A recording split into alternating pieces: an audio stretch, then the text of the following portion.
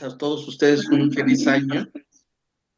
Espero que se la pasen bien y bueno, quiero dejarle ya los micrófonos a Jorgito para que lo aprovechen, que es un gran maestro. Bienvenido, Jorgito. Te agradezco mucho, David. Hola, ¿qué tal? ¿Cómo están? Como siempre, es un placer compartir estos espacios para la reflexión sobre nuestra fe. Pues efectivamente me presento un poquito para que sepan quién es el que les habla, ¿verdad? Yo soy Jorge Arévalo Nájera.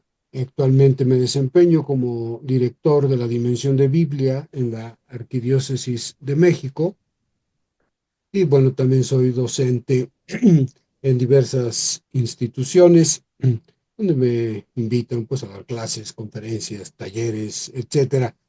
Y pues así que este es mi ambiente, así que les agradezco que me hayan invitado para dar estos dos temas tan interesantes, tan densos y bueno, todo un reto, ¿verdad? Eso fue lo que me trajeron los Reyes a mí, un gran reto sobre cómo en un par de horas hablar sustancialmente de dos temas que son fundamentales en nuestra fe, pero desde luego de manera muy especial en la labor que ustedes desempeñan o desempeñarán para la iglesia, este ministerio tan extraordinariamente bello. El primero de esos temas es el de la enfermedad y el sufrimiento a la luz de la revelación y de la tradición. El sufrimiento, el dolor que siempre ha causado perplejidad, sobre todo al creyente, a todo ser humano se cuestiona el por qué existe el dolor y el sufrimiento, porque Dios no pudo haber creado un mundo en el que no existiera dolor y sufrimiento. Y nos cuestionamos, ¿verdad? El sufrimiento del inocente sobre todo, pero también cuando a nosotros nos toca sufrir, experimentar dolor, entonces nos preguntamos el por qué. Es un tema que ha causado, pues, no poca disidencia entre muchos cristianos y escándalo a muchísimos otros. Pues en una hora trataremos de hablar de lo esencial de este tema, tal como lo ve Dios. Eso es la revelación, cómo ve Dios las cosas, y tocar algunos elementos que nos permitan ser mejores acompañantes de aquellos que sufren y que nos encontramos en nuestro camino y en nuestra labor como evangelizadores. Y el siguiente tema, no menos importante, no menos interesante, Jesús hace presente la salvación y la iglesia prolonga esa presencia. Es decir, cómo Dios, en primer lugar, combate, él, en la persona de su Hijo, combate directa, frontalmente el dolor y el sufrimiento, y después cómo envía a su iglesia a prolongar precisamente sus gestos liberadores, sus gestos compasivos, sus gestos amorosos para liberar al mundo del dolor y el sufrimiento. Pues estos son los dos temas que compartiremos, que reflexionaremos juntos. Les voy a compartir la pantalla para desarrollar el tema. Permítanme un segundito.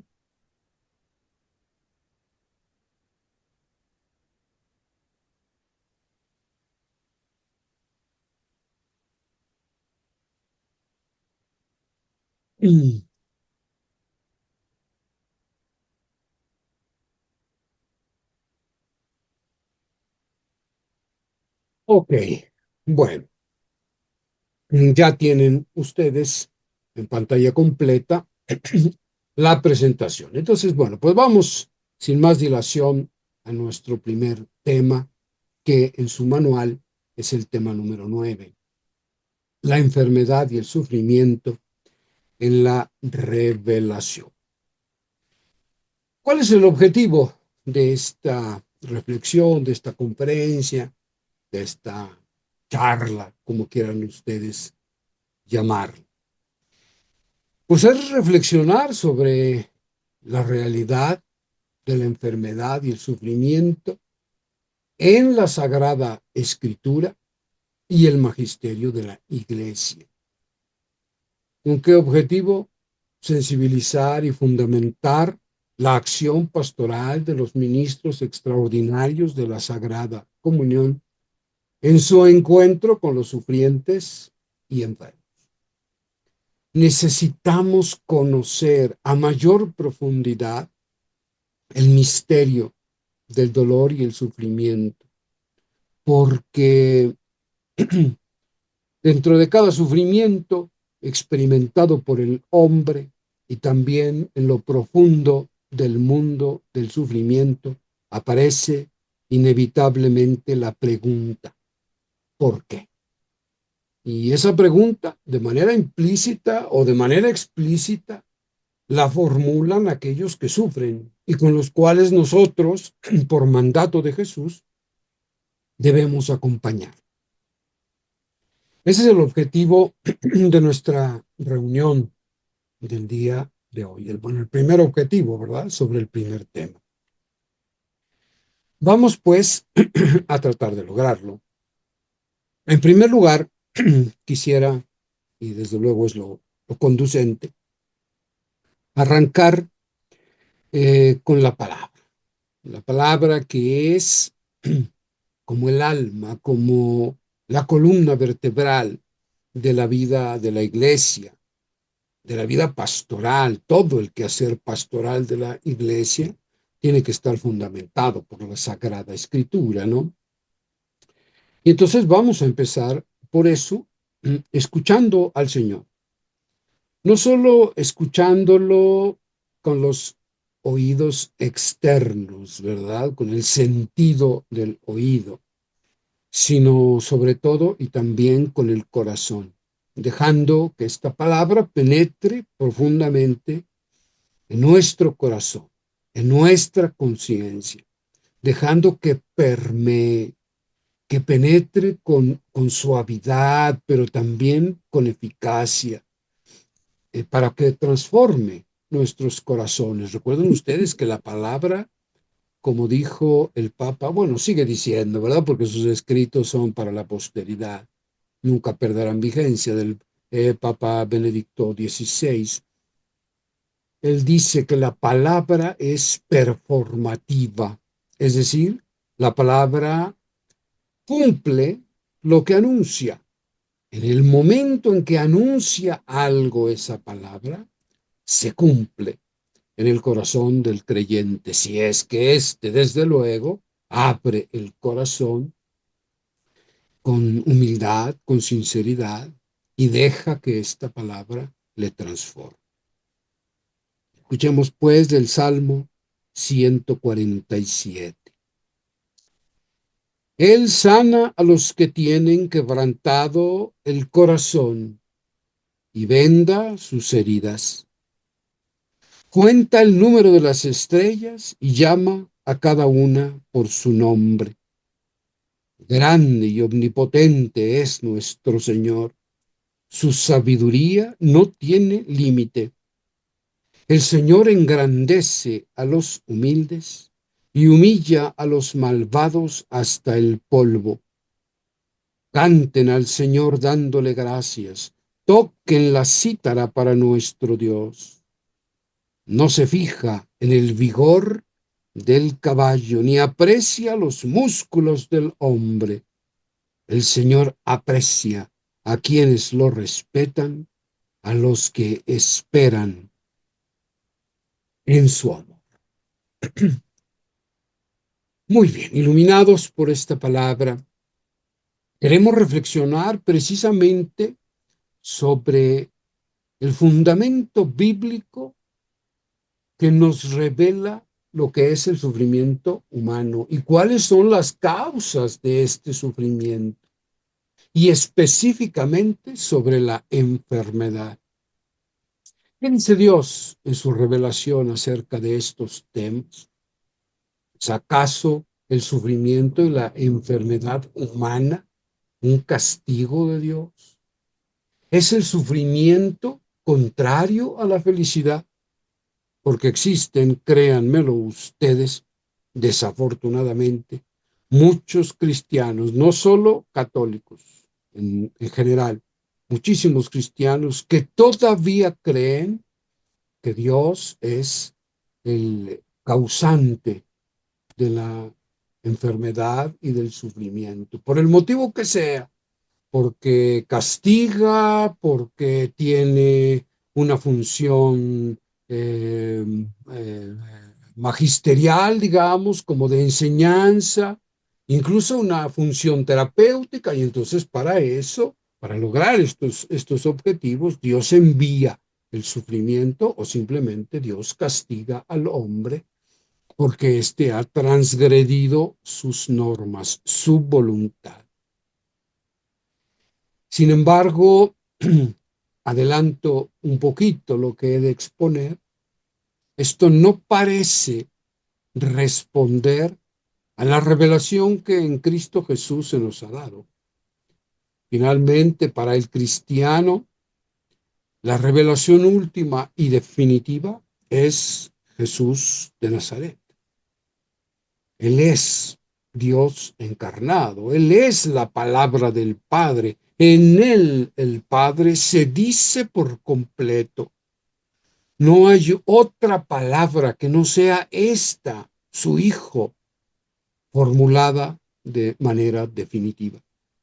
Y por lo tanto, nosotros tenemos que pasar por la criba del Cristo todo otro texto de la Escritura. Dijéramos de un modo más coloquial, tenemos que ponernos los lentes que son Cristo, o el lente que es Cristo, para que podamos ver con claridad el significado de los otros textos de la Sagrada Escritura. Es el llamado criterio cristológico de la hermenéutica y de la exégesis bíblica, es decir, de la interpretación bíblica, ¿no? Y estas dos creencias tan arraigadas en nuestro pueblo, es decir, la creencia de que Dios castiga enviando enfermedades o sufrimiento al ser humano, y por otro lado, eh, el sufrimiento en sí mismo es contrario a la felicidad, no parecen corresponderse con lo que Cristo nos ha revelado. Pero vayamos adelante con la explicación. Hay que justificar esto que estoy yo diciendo. En primer lugar, la revelación muestra en el origen mismo del hombre la realidad del pecado. Y como consecuencia del pecado, el sufrimiento. Lo primero, pues, que tenemos que comprender es que no es lo mismo dolor que sufrimiento, al menos no desde la perspectiva de la teología bíblica. Lo que le importa a la Sagrada Escritura es ayudarnos a combatir el sufrimiento que es fruto del pecado. El dolor en todos sus niveles, el dolor físico, pero también el dolor psíquico, también incluso el dolor espiritual, son necesarios para la supervivencia del hombre, para que éste se cuide, para que éste prevenga. Pongamos un ejemplo muy sencillo a nivel físico, cotidiano, ¿no? ¿Por qué nosotros tenemos sensibilidad, por ejemplo, ante el frío o ante el calor extremo? Porque esto desata una serie de procesos cognitivos, incluso cerebrales, pues, como respuesta ante esos estímulos que nos incomodan, que nos causan dolor, ¿no? Me refiero al frío extremo o al calor extremo. Y entonces nos protegemos, estamos protegiendo nuestra vida. Si no experimentáramos el calor, fácilmente nos deshidrataríamos y moriríamos. Y si no sintiéramos el frío, pues fácilmente podríamos congelarnos y morir por la misma razón. El dolor es pues un mecanismo de defensa. No tiene cualificación moral. No es bueno ni es malo. Es algo que nos ayuda incluso, si sabemos leer este dolor, interpretarlo, nos ayuda para preservar nuestra vida e incluso para ser mejores versiones de nosotros mismos. Esto es el dolor que sufrimos, ya no el físico, digamos el emocional, el psicológico, ¿no?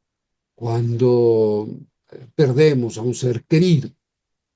Bueno, pues la ausencia del ser querido, desde luego que nos causa dolor, desde luego que sí. Si no somos de palo, ¿verdad? No somos extraterrestres que no sientan dolor, que no tengan emoción. Claro que hay un dolor. Y ese dolor hay que aprender a superarlo, a trascenderlo. No quiere decir que nos vamos a extrañar y a seguir amando a aquellos que amamos en vida y que se han ido, ¿no? Pero vivimos un duelo, superamos la ausencia y seguimos viviendo.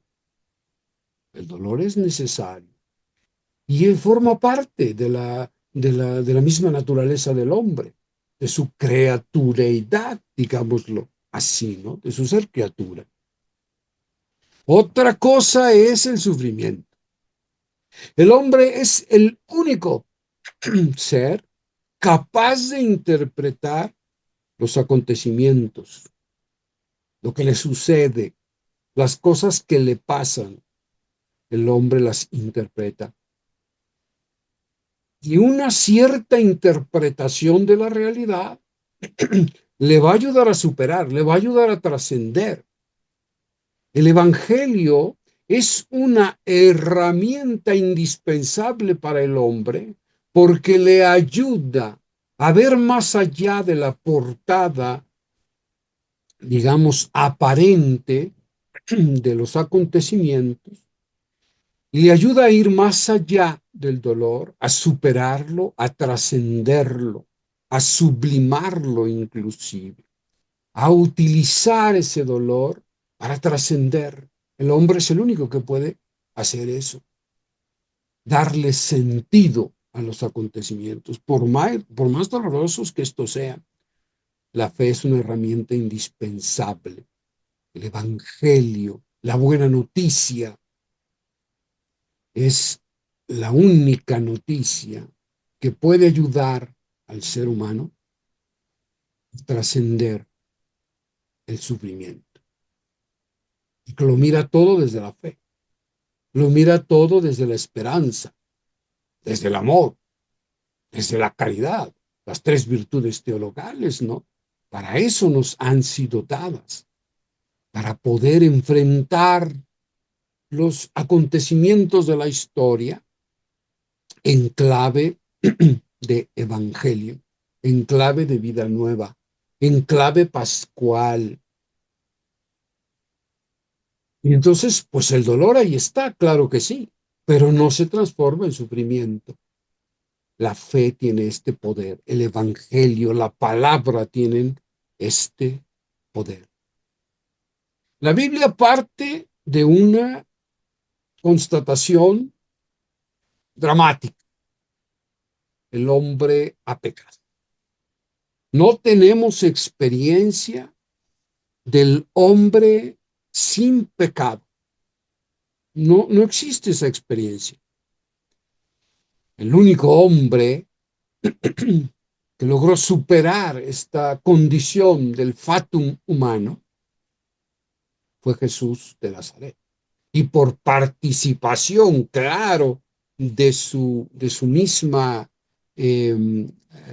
acción redentora, obediencial al Padre, su ser no pecaminoso, se lo participa desde luego anticipadamente a su madre, ¿no? Y entonces María tampoco conoció el pecado. Pero son los únicos dos seres humanos que no han experimentado los estragos del pecado, perdón, del pecado. Y en fuera, solo constatamos, solo conocemos seres humanos transidos, dañados, estigmatizados por el pecado. El pecado deforma el ser del hombre. Y digámoslo de manera clara, eh, el llamado pecado original, lo que nosotros llamamos así, los católicos, la teología católica, no es otra cosa que la libre decisión que el ser humano tomó en un momento dado de la historia. Esto no significa necesariamente que debamos creer en Adán y Eva como seres históricos que fueron los que cometieron ese pecado. No, no necesariamente. Hoy por hoy sabemos que la verdadera valía de estos dos personajes es su simbolismo representativo de todo ser humano.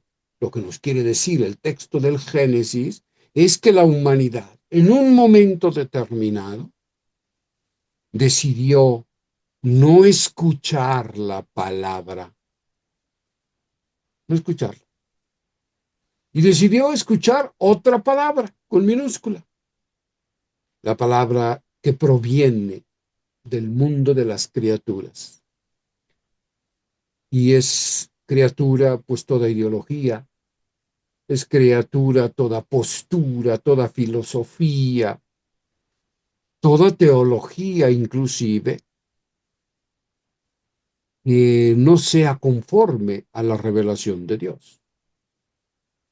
Es criatura todo aquello que no es Dios, ¿no es cierto?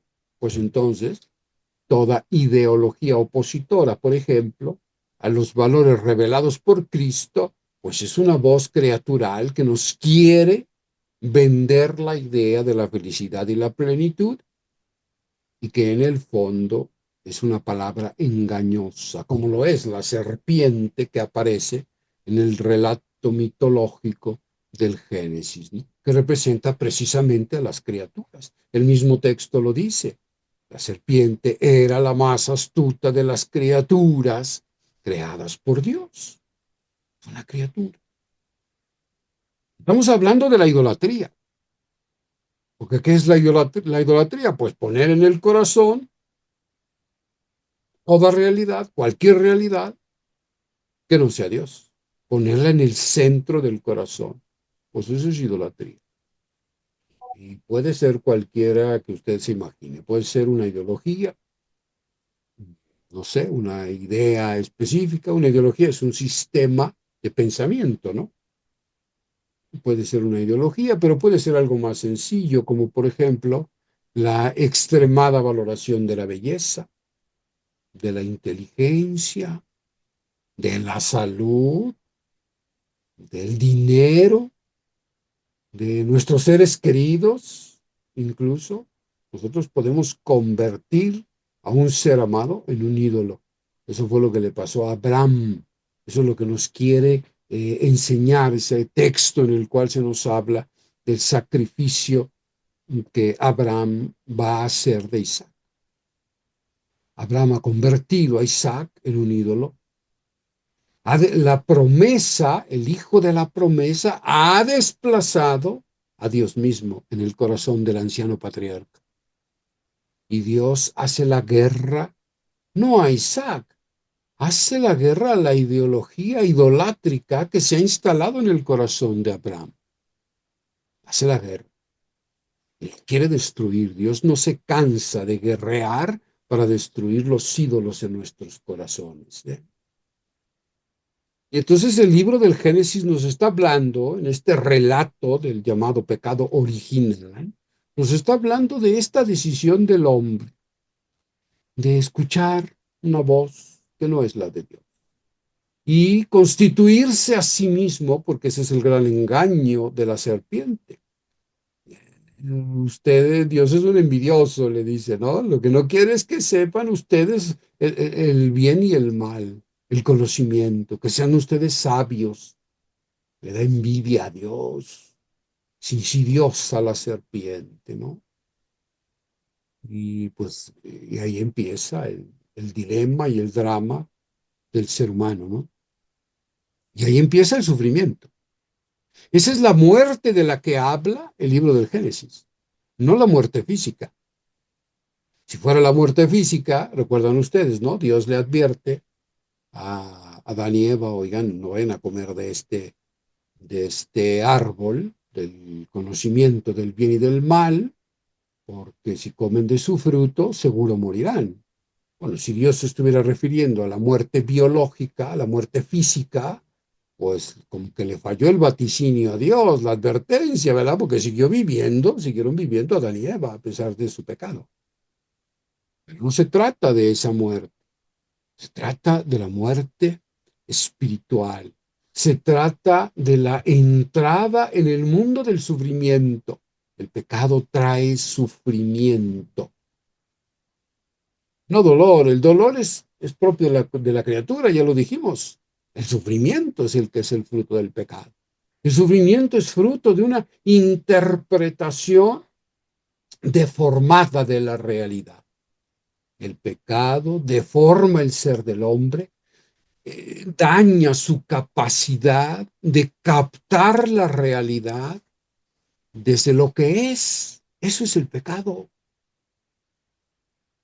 Vamos a hablar un poquito a mayor profundidad de lo que es el pecado y sus consecuencias, porque es muy importante para comprender nuestros temas, pero lo vamos a hacer un poquito más adelante.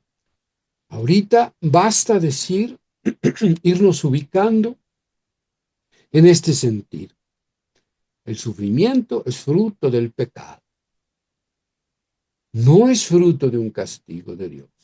Dios no es el causante del mal. Otra vez hago hincapié, no todo dolor es malo. Al contrario, el dolor es bueno si sabemos interpretarlo adecuadamente. Nos ayuda. Lo que es malo es el sufrimiento, porque el sufrimiento es fruto de una interpretación errónea de la realidad. Quitémonos de la cabeza esta idea. Yo sé que cuesta trabajo porque estamos muy acostumbrados a un cierto discurso, incluso eclesiástico, en el que se nos ha enseñado que el mal tiene en el fondo su origen en Dios. ¿Por qué? Porque en los primeros, digamos, en las primeras etapas de la revelación, el pueblo de Israel interpreta, estamos en las primeras etapas, la revelación es progresiva. Estamos en las primeras etapas, como un niñito de pecho que empieza apenas a conocer la realidad, a conocer a Dios. Entonces interpreta a Israel en sus primeros pasos, en su andanza como pueblo, interpreta el sufrimiento como causado por Dios.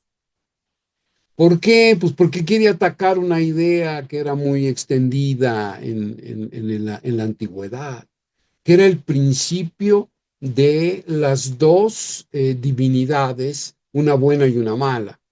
Entonces, bueno, pues se pensaba, la divinidad buena o las divinidades buenas son causantes de las alegrías y de las bendiciones del hombre. Las divinidades malas son causantes de su sufrimiento. Entonces, como Israel descubre que solo hay un Dios, pues no le queda más remedio para tratar de conciliar esa idea que decir, bueno, hay un solo Dios, y si hay un solo Dios, entonces Él es el causante del bien y del mal. Y el libro de Job lo expresa muy adecuadamente. Ya ve Dios Me dio, decir las bendiciones, me dio casa, me dio hijos, me dio abundancia. Yahvé Dios quitó, bendito sea el nombre de Yahvé. Como si Yahvé fuera el causante de, el sufrimiento de Job. Hoy podemos decir que eso no es correcto. Es correcto en las primeras etapas, así lo entendió Israel. Pero nosotros hemos recibido la plenitud de la revelación en Cristo Jesús. Y para Cristo Jesús, Dios, su Padre, su Abba, su Papi, es solo causante del bien. Él es la fuente de toda bondad, de toda belleza, de toda compasión. Él es amor, más aún. Él es amor. La definición por excelencia de Dios. Dios es amor. Y el amor no causa sufrimiento. El amor busca siempre el bien del otro, inclusive por encima del bien propio. Pues eso es lo que finalmente hace Jesús, ¿no? Que se entrega hasta el extremo por el hombre y muere en una cruz. Para erradicar el mal, para mostrarle al hombre el poder del amor como único camino para erradicar el sufrimiento. Entonces, erradiquemos esta idea. Esa es una patología espiritual. No, Dios no castiga. Dios no es el causante del mal. Dios no permite el mal, no permite el mal. El mal es fruto de las malas decisiones del hombre. Lo que hace Dios es respetar hasta el extremo la libertad del hombre. Porque el amor, para ser amor, necesita respetar la libertad del otro. El amor vive, se mueve, se manifiesta en la libertad. Sin libertad no puede haber amor. La imposición es todo lo contrario al amor. La imposición de ideas, de criterios, la imposición de modos de ser y de pensar, pues eso no es lo propio del amor. No. Entonces Dios ni es el causante del mal, ni permite el mal. Cuando nos encontremos con una persona que está sufriendo, y créanme que esto es muy común, ustedes seguramente lo han experimentado, una persona que está sufriendo se pregunta por la causa de su mal. Y no hay nada más terrible que hacerle pensar a esa persona que su sufrimiento es causado o querido o permitido por Dios. Porque perdónenme ustedes, pero decir que, bueno, Dios no causa el mal, pero sí lo permite, pues es exactamente lo mismo.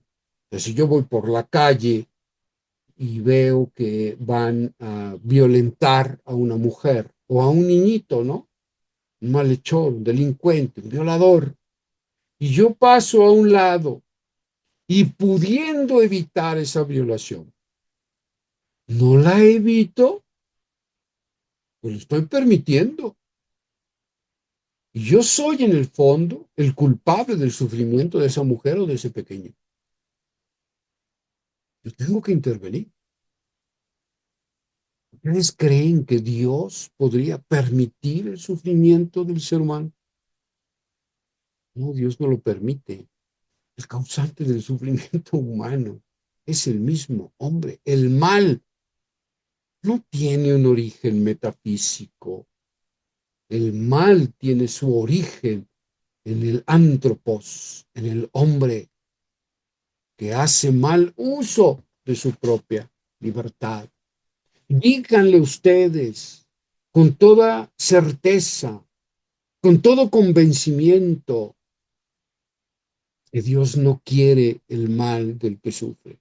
Hermano, Dios no quiere ni está permitiendo tu sufrimiento. Esas son cosas de la vida o del mal uso de la libertad tuya o de otros. Y Dios lo que quiere es remediar ese sufrimiento. Para eso Él se ha encarnado, para que dejes de sufrir. Él está contigo, te ama. Él es compasivo. Él no quiere la muerte de sus hijos, como dice la Escritura. Le causa dolor a Dios el sufrimiento de sus hijos. Eso significa que Dios sea compasivo. Díganle ustedes al enfermo, al que sufre, Dios está contigo en tu sufrimiento, aunque Él no lo haya causado, ni lo haya querido, ni lo haya permitido, pero ten por seguro, está contigo. Para eso se ha encarnado, para darte fuerza, para darte consuelo, para ayudarte a superar esta circunstancia. La enfermedad, el dolor y el sufrimiento a la luz de la Escritura. Bueno, ay, perdónenme, me fui un poquito adelante. La enfermedad, el dolor y el sufrimiento a la luz de la Escritura. Bueno, como les decía hace un momento, algunas personas afirman que Dios es finalmente el que causa el sufrimiento humano por diversas razones. Hay textos que parecen incluso en el Antiguo Testamento, parecen poner a Dios como aquel que, por ejemplo, da la orden a su cacique, a su rey incluso, ¿no? El rey del pueblo, para que cuando conquista una ciudadela pase a cuchillo a mujeres, niños, incluso al ganado, que no deje a nadie vivo. Pues este es un Dios cruel, es un Dios que causa sufrimiento, es un Dios genocida en el fondo. Pues esa era la manera en la que aquel pueblo antiquísimo entendía cómo Dios iba actuando en la historia para cumplir la promesa hecha a Abraham de una tierra que estaba ocupada. Y pues en aquel tiempo se pensaba que las divinidades guerreaban por su pueblo, ¿no? Que eran como los caudillos que iban adelante luchando contra los enemigos. Y entonces había una ley, la ley del anatema, que efectivamente imponía esta orden de pasar a cuchillo a toda la población conquistada para no contaminarse con la cultura, para que los varones no se contaminaran con las mujeres y salieran hijos espurios, etcétera, ¿no? Con esta idea un poco del nacionalismo. Y esa era la manera en la que entendían la acción liberadora de Dios, la promesa de Dios. Después van superando esta manera de entender las cosas, hasta llegar a comprender que incluso la tierra prometida no es un lugar físico, que ese lugar físico es lo de menos, puede ser cualquiera, que la tierra prometida es la relación de comunión con Dios. Esa es la verdadera tierra prometida, a la que se ha de llegar a través de la peregrinación hacia el éxodo de la tierra de esclavitud y en el encuentro con Jesús de Nazaret, ¿no? Entonces, vamos a hablar un poquito de cómo la enfermedad es vista en la Sagrada Escritura como, pues esta era la manera que tenían de entender en ese tiempo las enfermedades, ¿no? Se pensaba que la enfermedad era causada por el pecado. Pues, tú pecas, por eso estás enfermo. Tú pecas, por eso eres pobre. Tú pecas, por eso te va mal. Era una manera muy infantil de ver las cosas, ¿no? Porque la realidad objetiva nos muestra que muchas personas que son verdaderamente buenas, personas santas, entregadas al servicio de los demás,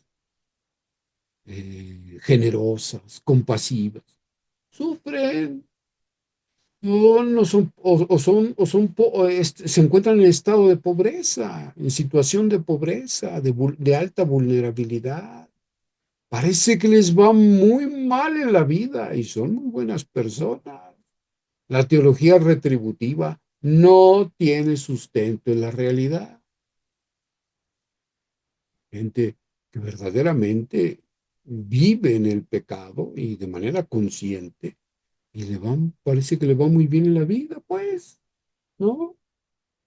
No está enferma, goza de cabal salud, mientras que aquel que es buena persona, compasivo, misericordioso, etcétera, que busca en todo la voluntad del Señor, está enfermo de un cáncer terminal, ¿no? Y le quedan pocos meses de vida y se muere de eso. Y el otro infeliz que se dedica a estafar a las personas, a violentarlas, a robar, qué sé yo, vive una vida longeva, ¿no? Y aparentemente, pues, sin problema. Eso es lo que nosotros vemos.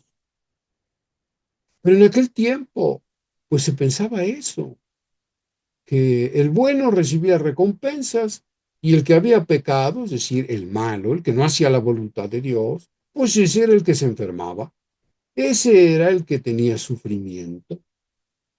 Jesús viene a romper definitivamente con esas ideas.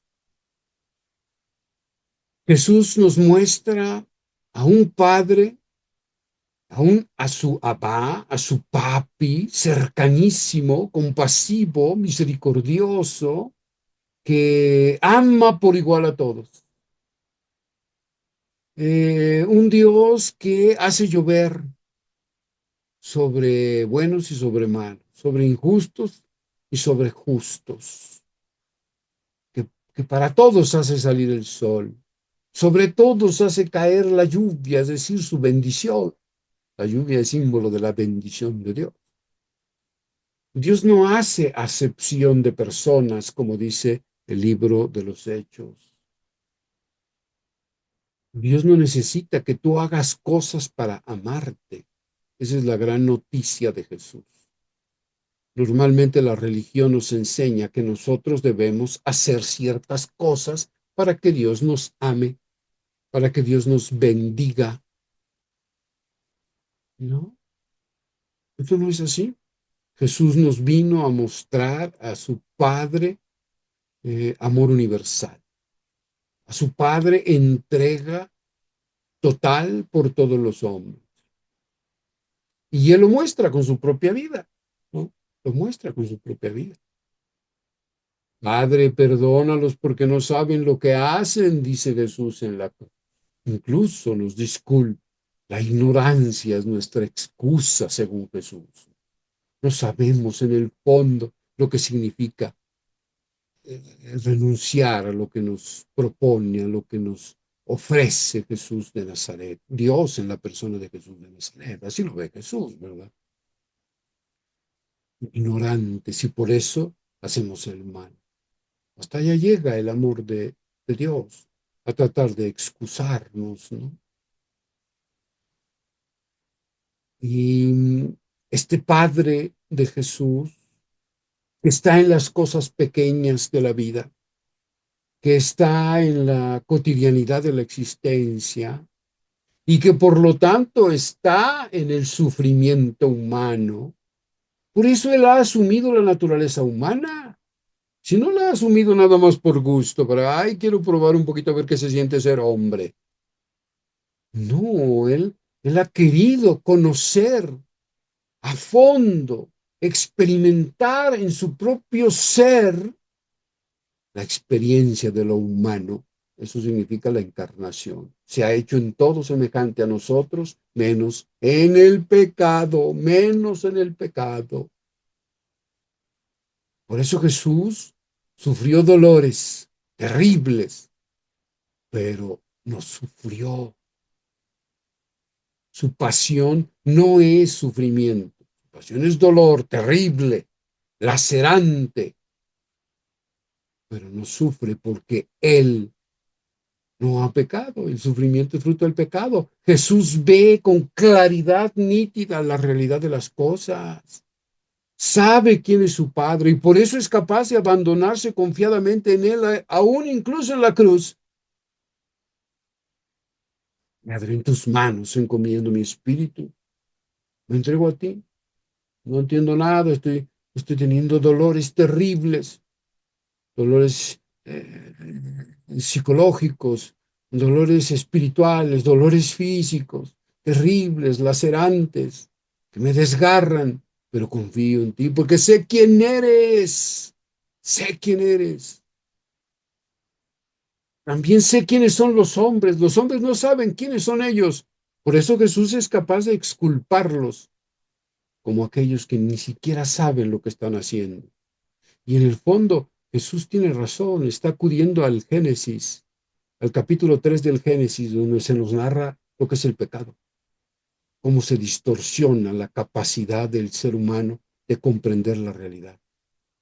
Se deforma la visión de Dios, se deforma la visión del hermano, se deforma la visión de lo que es uno mismo, se deforma lo que es la visión de lo que es el cosmos.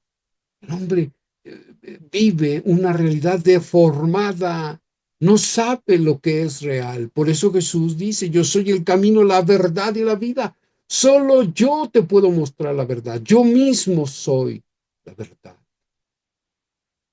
Por eso Jesús es capaz de rescatarnos del sufrimiento, porque es capaz de volvernos a la vida santa, a la vida que se dirige solo a Dios, y por lo tanto una vida que tiene plena conciencia de lo que es la realidad, de quién es Dios, quién es Él, quiénes son los demás, en dónde se encuentra situado.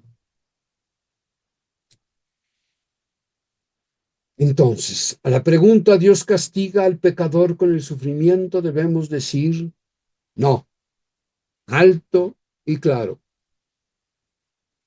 El sufrimiento del que peca es consecuencia de su propia decisión. Inclusive, la realidad del infierno, no como un lugar de castigo, sino como un estado existencial de total frustración de toda posibilidad, de toda potencialidad. El hombre condenado a vivir en el fracaso total y absoluto, pues no es creación de Dios. Dios no ha creado el infierno, Dios no es un monstruo que anda creando lugares de castigo para los seres humanos. Ellos entran en un estado existencial de total alejamiento de lo que es Dios. Y esto, claro, ocasiona el sufrimiento más atroz e inimaginable.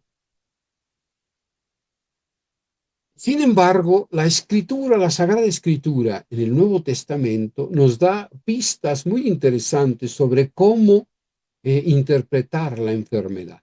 Y utiliza las enfermedades como símbolos, las enfermedades físicas como símbolos de actitudes espirituales. Por ejemplo, la ceguera. Es esta necedad, esta contumacia en no querer abrirse a la verdad que Cristo es, a la luz que Cristo es. La ceguera. ¿Por qué Jesús se pasa curando ciegos? Porque lo primero que tiene que hacer el hombre es ver, comprender. Ver significa comprender en la Sagrada Escritura. Por eso se pensaba en aquel tiempo que los ojos arrojaban luz sobre las cosas. Bueno, y sabemos que no pasa eso, ¿verdad? Que más bien las cosas reflejan la luz, que captan los ojos y estos envían entonces información, estímulos al cerebro y este es el que decodifica en imágenes lo que a través del nervio óptico se ve. Hoy lo sabemos nosotros, pero ellos no lo sabían. Para ellos, uno abre los ojos y arroja luz sobre las cosas. Y entonces ver significa comprender, entender. Jesús llama ciegos a todos aquellos que no quieren entender el proyecto que Él trae entre manos, que es ni más ni menos la salvación, la plenitud del ser humano. La mudez, pues la mudez tiene que ver con la ceguera. ¿Por qué? Porque el que no comprende, ¿qué cosa va a hablar? La mudez es la incapacidad para proferir una palabra con sentido, una palabra que tenga auténtico significado de trascendencia. El que no ve, el que no comprende, pues ¿qué va a hablar? Pues pura insensatez. Pura tontería. Eso es lo que la Biblia dice que sucede con aquellos que son ciegos. Generalmente la ceguera está relacionada con la mudez. ¿Se acuerdan lo que le pasa a Zacarías, el sacerdote? Se queda ciego, es decir, se queda mudo, porque no le ha creído al ángel. Es decir, no ha comprendido el anuncio del ángel. Y entonces no tiene una palabra que pronunciar para el pueblo. Él era sacerdote. Pues, ¿qué palabra va a pronunciar para guiar al pueblo? Pues ninguna. Por eso se queda mudo. La sordera es la cerrazón a la palabra. Pues el que no escucha la palabra no es posible que vea, y mucho menos que hable. Ese sería el orden lógico. Sordera, ceguera, mudez, parálisis, es decir, incapacidad de hacer éxodo, incapacidad de caminar como auténticos hombres libres. Y finalmente, todo esto lleva al hombre a la exclusión de la comunión con Dios y con el pueblo de la salvación, representado por la lepra. Y todas estas cosas Jesús las sana. Jesús cura ciegos, cura mudos, cura sordos, cura paralíticos y cura leprosos. Es interesantísimo el simbolismo que se maneja en la Biblia sobre las enfermedades. Jesús no está achacando al pecado las enfermedades, son actitudes espirituales que impiden el encuentro con Dios. Y en este sentido, las enfermedades son en sí mismas pecado, no es que sean causadas por el pecado como un castigo de Dios, sino que la misma enfermedad es una actitud espiritual pecaminosa que impide la comunión con Dios.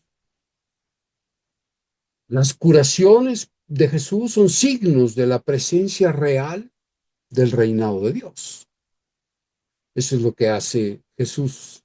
Se la pasa sanando, se la pasa curando, es decir, se la pasa salvando, porque sanar y salvar tienen la misma raíz. Sanar y salvar. Y son signos. Jesús no se la pasa haciendo milagritos nada más para que todo el mundo vea que Él es el mero chipotles y que Él es el Hijo de Dios y que Él todas las puede. No. Son signos que anticipan la presencia real del reinado de su Padre. ¿Qué nos enseña la Iglesia sobre el sufrimiento humano? Hablemos un poquito, hemos hablado de lo que la Sagrada Escritura nos puede arrojar de luz sobre estas realidades, ¿no? Pero, ¿qué dice la Iglesia? El magisterio de la Iglesia. Bueno, evidentemente no podemos hacer una presentación así de muchos documentos, pero este documento que hemos elegido, la Carta Apostólica Salvifici Doloris de San Juan Pablo II, nos enseña el valor salvífico que el sufrimiento tiene si es asumido desde la fe en Cristo. No cualquier sufrimiento salva. Eso es un error.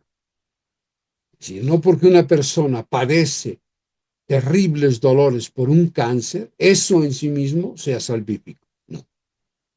Lo que es salvífico es el sufrimiento que se une al sufrimiento de Cristo. Puede ser un sufrimiento que venga efectivamente de una situación, de una enfermedad, algo que hace que experimentar un dolor atroz al hombre. Y entonces él une ese dolor a los dolores de Cristo, a los dolores de Cristo. Pero puede ser también que sea un dolor causado por ser fiel al Evangelio. Ese sobre todo es el dolor que Cristo santifica, que une a su propio sufrimiento. Sean fieles, dice Jesús. Tendrán sufrimientos en el mundo, ¿eh? Ustedes sean fieles, ustedes permanezcan fieles en mi amor y yo permaneceré en ustedes y ustedes en mí y mi Padre en ustedes y ustedes en mi Padre.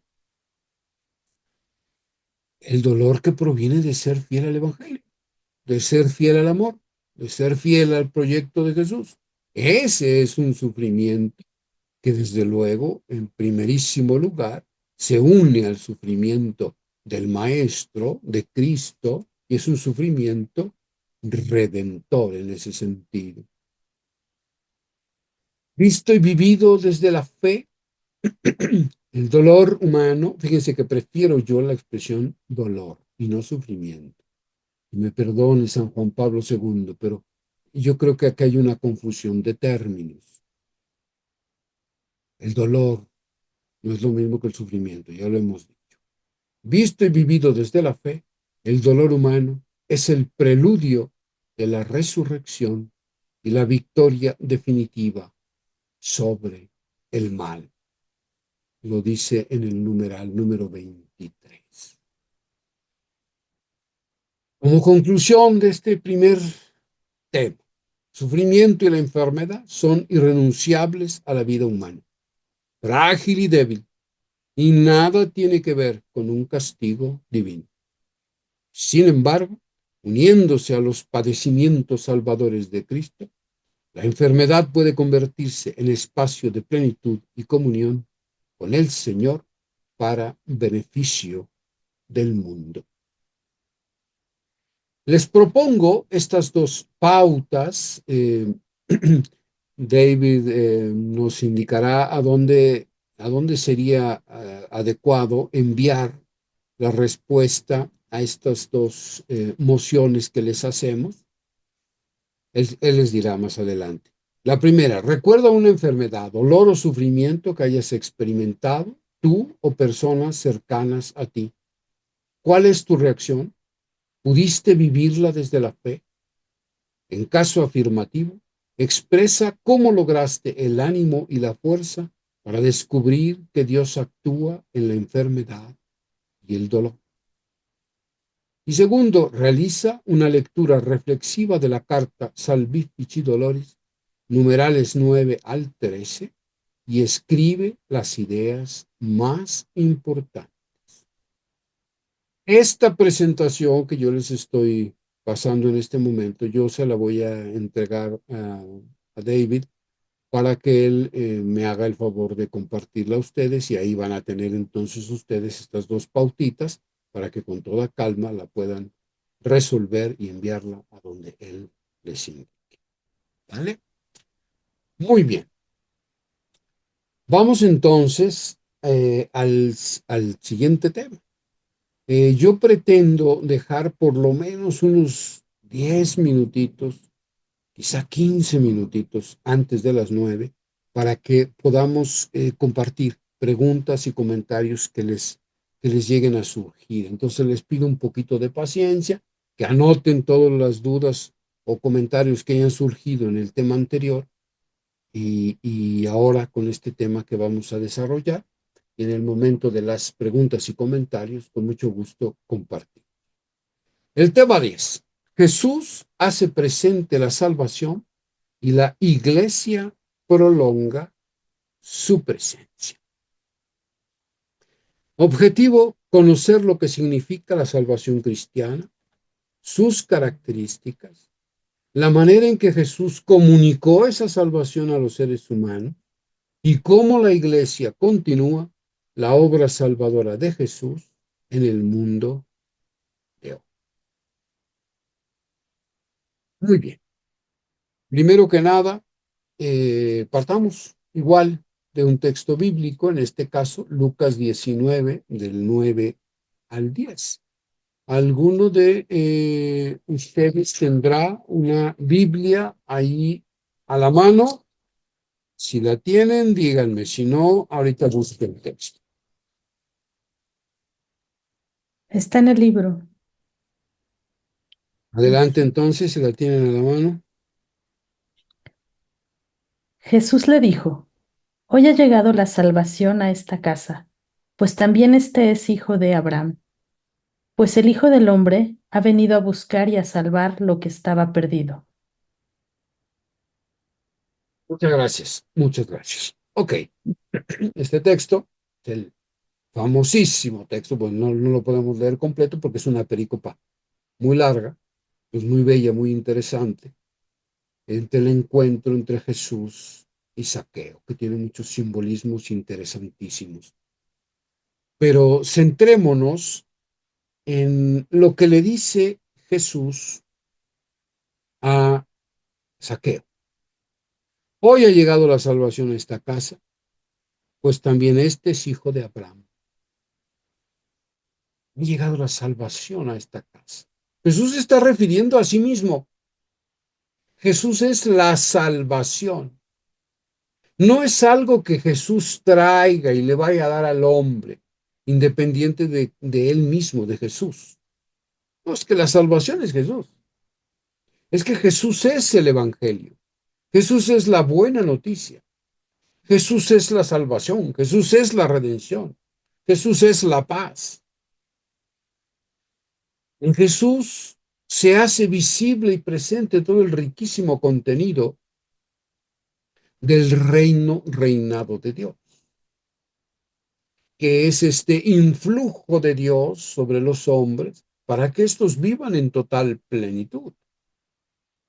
La salvación no debemos reducirla única y exclusivamente a un momento en el cual, cuando muramos, Dios nos va a rescatar para que no nos vayamos a los apretados infiernos.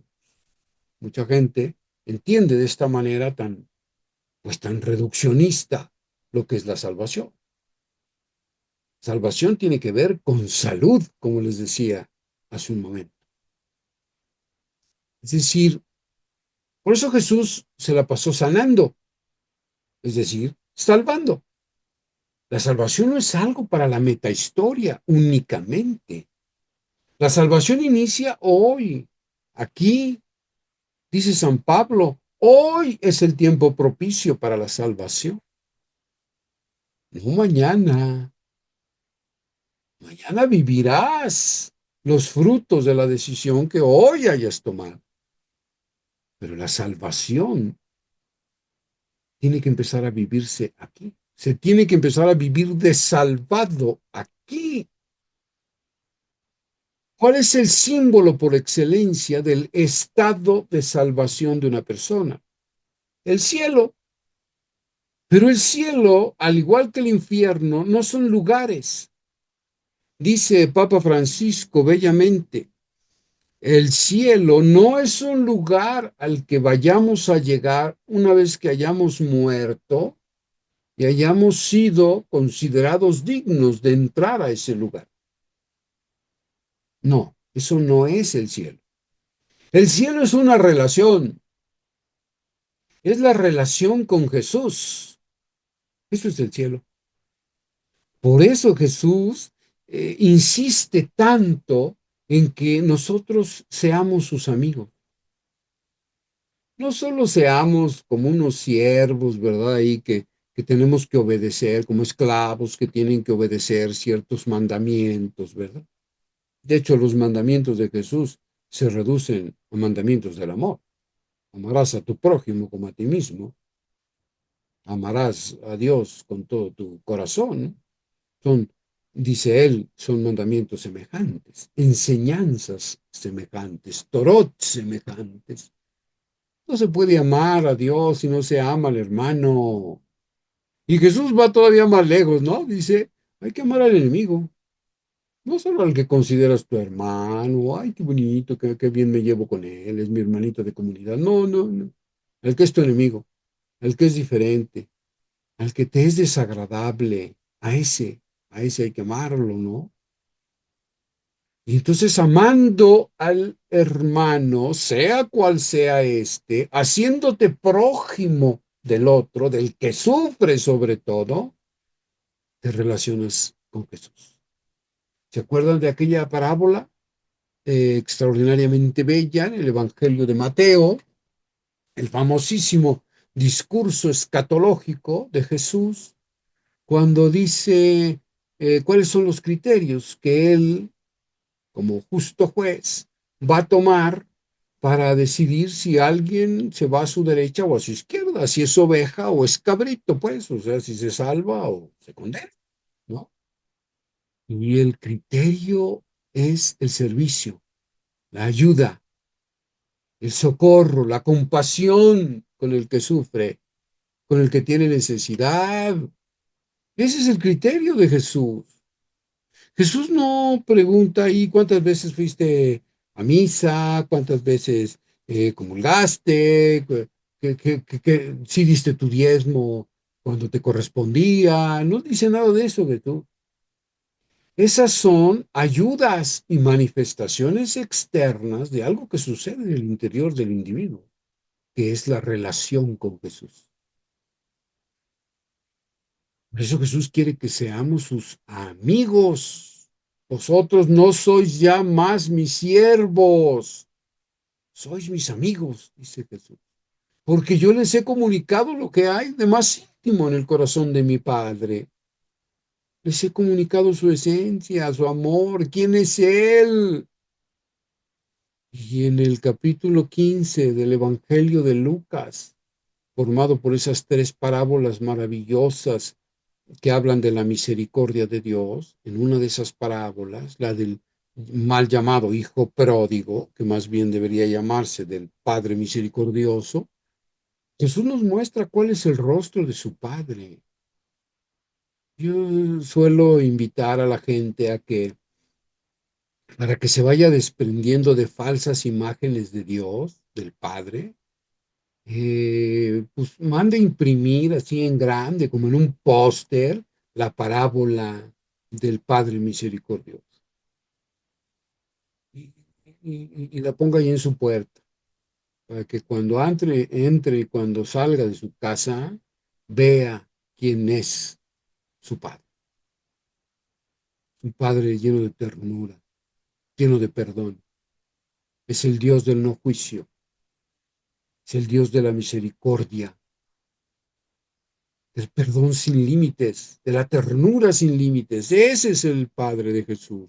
Ese es nuestro Padre. Y a través del amor que nosotros manifestemos, del servicio, del cuidado por los otros, por los enfermos, por los que sufren, yo estaré entonces entrando en una comunicación de amor con Jesús. Seré su amigo. Y si soy amigo de Jesús, soy amigo del Padre. Soy amigo del Padre.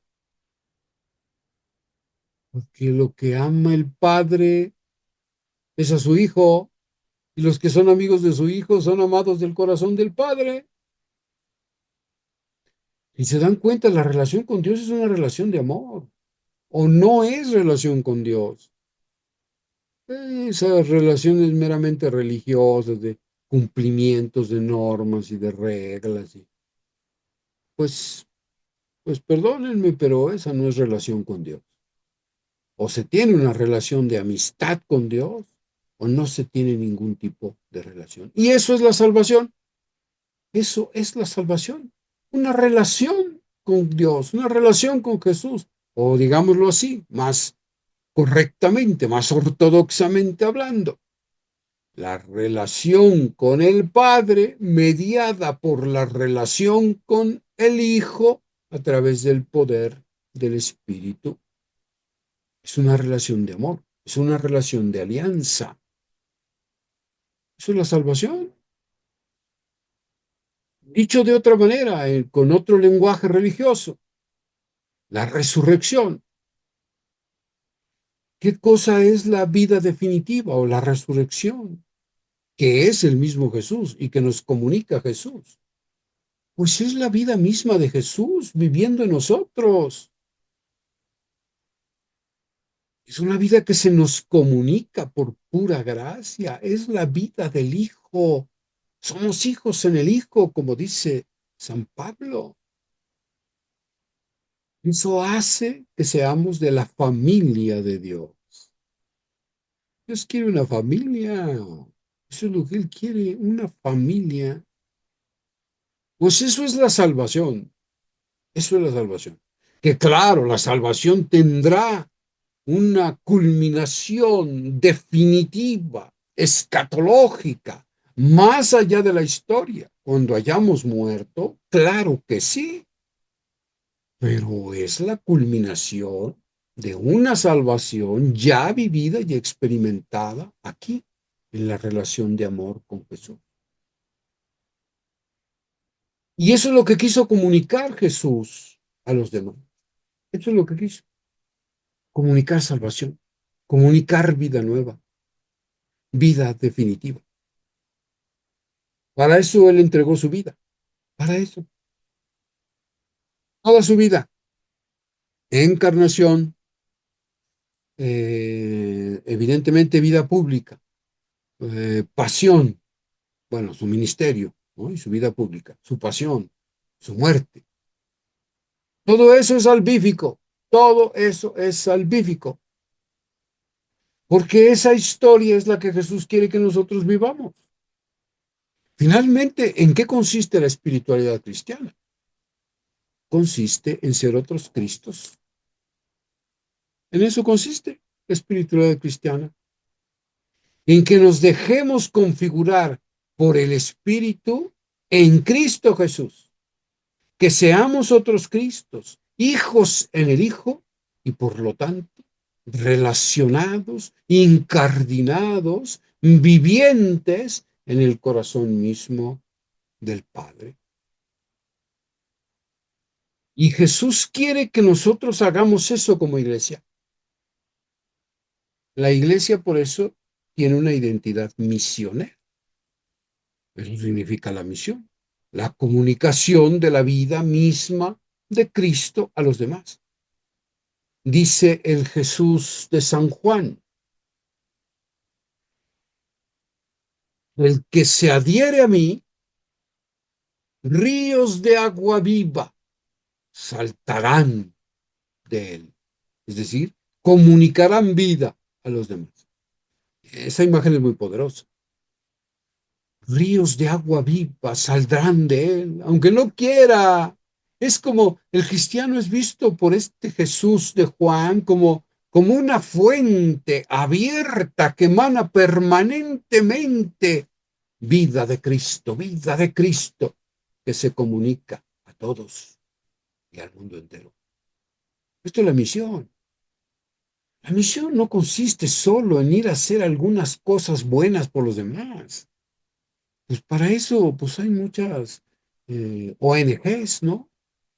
Instituciones de beneficencia, muchos filántropos que pues hacen cosas buenas por los demás.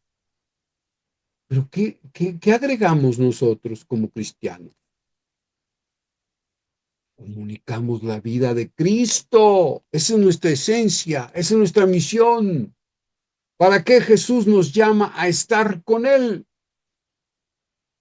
Para que una vez que bebemos del agua que Él nos da, el agua que Él es, entonces seamos fuente de agua viva para todos los que nos rodean. Muy bien, demos un siguiente paso. Hablamos ya del reino de Dios. Ese es el mensaje central de Jesús, el reino de Dios. Jesús no habló de otra cosa que el reino de Dios. Esa fue su obsesión de Jesús, ¿no?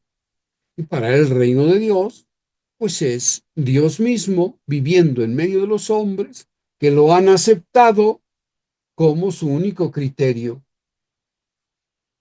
como su camino, como su meta última, como el único criterio, la única palabra que hay que escuchar. Y se dejan mover por él, y se dejan transformar por él. Eso es el reinado de Dios. Y esa fue la obsesión de Jesús. Déjense guiar por mi Padre. Déjenme llevarlos a ustedes hacia mi Padre. Yo soy el camino, la verdad y la vida. Nadie va al Padre si no es por mí. El anhelo del corazón humano es encontrarse con el Padre, pero nadie puede ir al Padre si no es por Jesús, porque Jesús es el que nos ha revelado al Padre. Ni más. Todas las demás son aproximaciones, pues siempre ahí que se quedan cortitas, ¿verdad? Búsquedas infructuosas del misterio de Dios.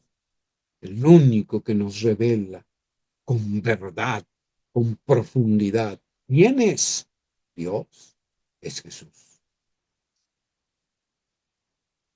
Y por eso Él ha traído la salvación humana. La salvación humana no es algo mágico.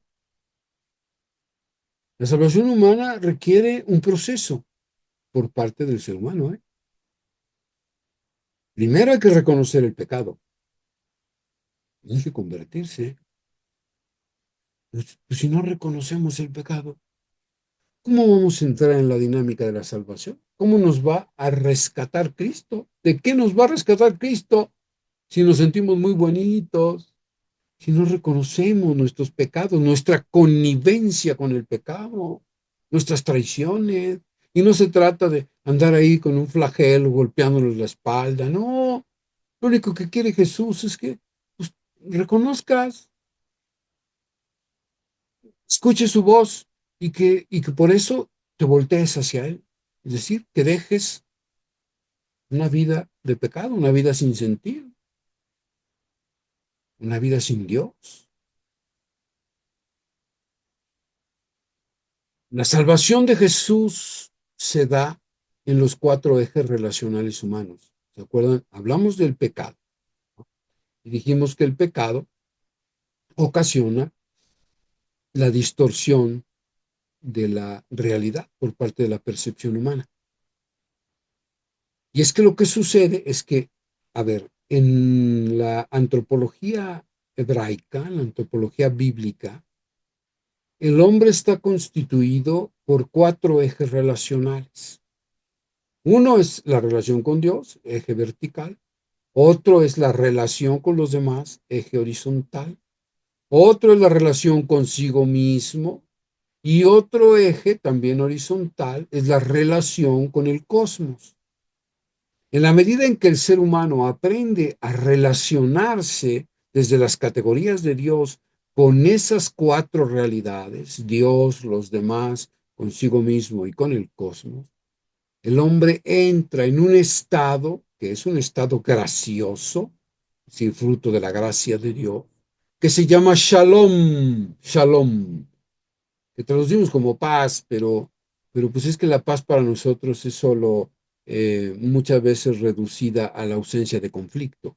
Y no se trata de eso, porque puede haber shalom en medio del conflicto, puede haber shalom en medio del sufrimiento, en medio de la enfermedad, en medio de la traición, en medio de la carestía económica. Puede haber shalom, shalom. Esto es algo que tenemos que comunicarle a nuestros enfermitos que están sufriendo tanto y que pierden la esperanza, que se sienten solos. Y está Dios para comunicar su shalom, su paz. Y la paz es Cristo Jesús. La paz es Cristo Jesús. Él puede ayudarnos a recuperar, en primer lugar, la imagen de Dios que tenemos y por lo tanto la relación con Dios. Él nos ayuda a entender quién es su Padre. Es lo primero de lo que nos salva Jesús,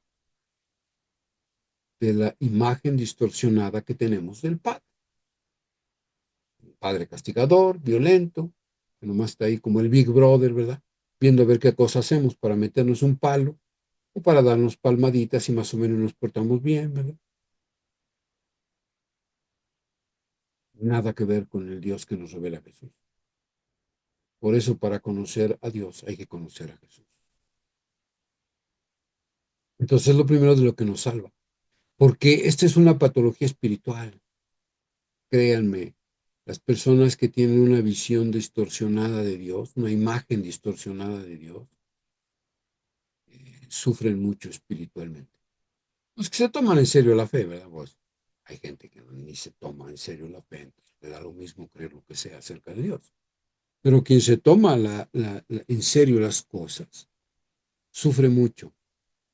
Yo conozco personitas que sufren mucho porque no pueden deshacerse de esta imagen de Dios violenta, vengativa. Porque es la imagen que le enseñaron desde chiquitos, ¿no? Conozcamos a Cristo y conoceremos quién es su Padre. También conociendo a Cristo, sabremos quién es el otro. Mi hermano, todos ustedes hermanos, hijos de un mismo Padre, dice Jesús. Por eso Jesús nos manda amar a todos por igual. Incluso el enemigo es tu hermano. El más desagradable es tu hermano. En el momento en que tú descubres que el otro no es la causa de tu dolor, no es la causa de tu sufrimiento, puede ser la causa de tu dolor, pero no de tu sufrimiento. Tú decides si sufres o no sufres. En el momento en que descubres eso, el otro deja de ser tu enemigo. Y como decían los existencialistas ateos, ¿no? Decían, el infierno son los otros. No, tú descubres que más bien el otro es espacio de salvación, es espacio de salud para ti, es espacio para la vida, para que te encuentres contigo mismo, para que descubras la belleza de la fraternidad. Jesús es, por eso, el hermano mayor, el que nos muestra lo que significa ser hermano. ¿Qué hizo Jesús por nosotros? ¿Dar la vida por nosotros? Pues eso es lo que hace el hermano, dar la vida por el otro, amar hasta el extremo. Recuperamos la relación con el tú. Finalmente, la relación consigo mismo. El que se relaciona con Jesús empieza a descubrir que Él es hijo. En Jesús se descubre la propia identidad. Fíjense qué extraordinaria belleza la salvación que nos aporta Jesús. En Jesús descubrimos quién es Dios. En Jesús descubrimos quién es el otro. En Jesús descubrimos quién soy yo. ¿Quién soy? Jesús es el ecce homo, el hombre perfecto, el hombre cabal, el hombre definitivo, el hombre más feliz sobre la tierra. La relación consigo mismo. Por fin, cuando me encuentro con Jesús, sé quién soy. Y esa es una pregunta que nos hacemos todos, que se ha hecho la humanidad desde siempre. ¿Quién soy? ¿De dónde vengo? ¿Cuál es mi destino último? En Jesús se nos revela.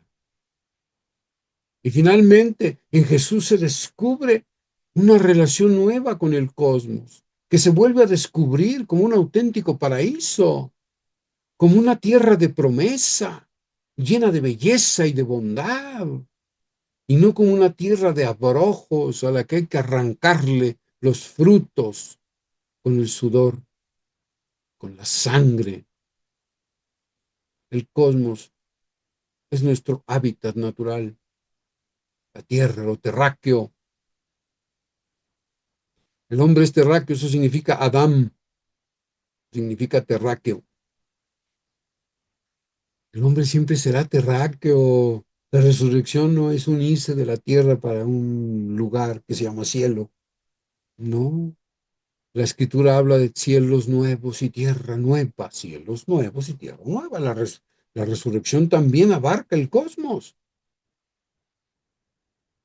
Descubrimos una relación con el cosmos. Y aquí surge el cuidado ecológico. Fíjense ustedes, todo en clave de cuidado. Fíjense ustedes. ¿Y qué es lo que hacemos con los enfermitos? Eso, ¿no? Cuidarlos, acompañarlos.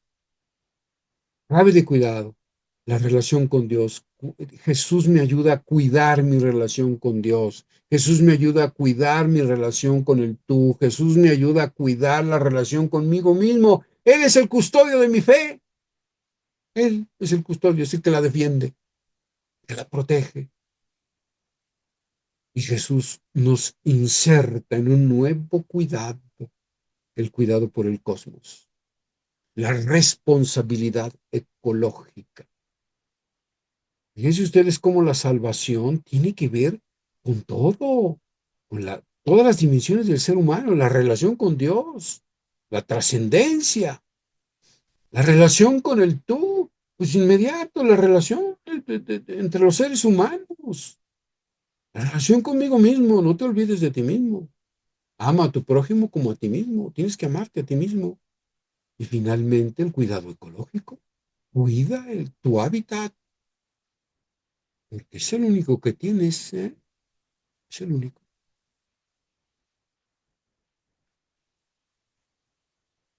La identidad de la iglesia, por eso, es ser cuerpo de Cristo, es decir, prolongación de esta salvación que Cristo aporta en el aquí y el ahora, en la historia. Eso es lo que significa cuerpo de Cristo, cada uno con sus dones. Por eso la iglesia es maravillosa, ¿no? Un mismo espíritu, diversidad de carismas, diversidad de dones, todos para la edificación de la iglesia y para la construcción de un mundo más justo, más humano. La iglesia es una iglesia bautismal, es decir, la iglesia como sacramento universal de salvación es lugar para el encuentro con Dios, es sacramento de Dios, es decir, digamos, una estructura visible, una realidad visible que nos comunica con una realidad invisible. Eso es un sacramento y una realidad que además comunica gracia. La iglesia es una cosa extraordinariamente bella. Cuando vive su identidad, ¿verdad? Cuando vive como iglesia de Cristo. A veces no vivimos como iglesia de Cristo, pero estamos llamados a eso, ¿no? Una iglesia que está llamada a sumergir al mundo, por eso es iglesia bautismal, a sumergir al mundo en el amor trinitario. Vayan y sumerjan, eso significa bautismo, sumergir. Lo que está diciendo Jesús en aquellos textos, en Mateo, por ejemplo, vayan y hagan discípulos a todas las naciones y sumérjanlos en el amor del Padre, del Hijo y del Espíritu, en el amor trinitario. La iglesia está para eso, para sumergir al mundo entero en el amor trinitario, en el amor del Padre, que es pura entrega, en el amor del Hijo, que es acogida total de lo que es diverso, que no hay nada más diverso del Hijo que el Padre, aunque sean un solo Dios, pero son diversos como personas. Y el único que lo puede acoger en su totalidad a este Padre que es total salida, pues es el Hijo, que recibe al Padre en su totalidad. Pues el amor del Hijo es acogida de lo diferente, de lo diverso. Y el amor del Espíritu, que es un amor creador, un amor que inventa siempre nuevos mundos, que no se da por vencido. Es un amor que sabe rescatar de las cenizas lo que parece muerto y darle nueva vida.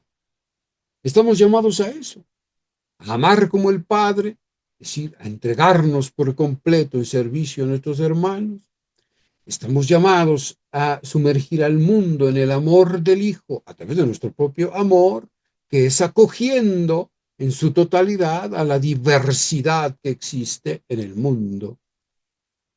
Y somos también llamados a ser una iglesia que ame como el Espíritu, una iglesia creadora, una iglesia que no se da por vencida, una iglesia que está creando permanentemente nuevos caminos, nuevos puentes de comunicación en el amor con todos los hombres. Y por eso somos una iglesia reconciliadora. Y por eso somos también una iglesia que va por el mundo liberando a los hombres. Como conclusión, la salvación que Cristo ha traído a los hombres es una experiencia de libertad, de plenitud en todas las dimensiones relacionales de la vida, y somos enviados por Cristo, como su cuerpo, a continuar en el mundo su obra salvadora, liberándolo de las falsas y perniciosas imágenes de Dios y de los hombres que tanto sufrimiento han causado y siguen causando. Dos propuestas para la acción. Expresa con tus propias palabras lo que significa la salvación. Esto en calmita, en un momento de oración, quizás poniendo todo esto ante el Señor, ¿verdad? Como lo hacía la Santísima Virgen, guardando todas estas cosas en nuestro corazón y reflexionando con el Padre, dialogando con el Padre, ¿no? Ahí expresamos lo que significa para nosotros, con nuestras propias palabras, la salvación. ¿Y cómo has experimentado la salvación? en los 4 ejes relacionales de los que habla el tema, es decir, en tu relación con Dios, cómo Dios te ha salvado, en cómo Dios a través de Jesús te ha salvado en la relación con el Padre, cómo has experimentado la salvación en la relación con tus hermanos, en la relación contigo mismo, en la relación con el cosmos, con la tierra. ¿Qué hace falta que Dios salve en esas áreas de tu?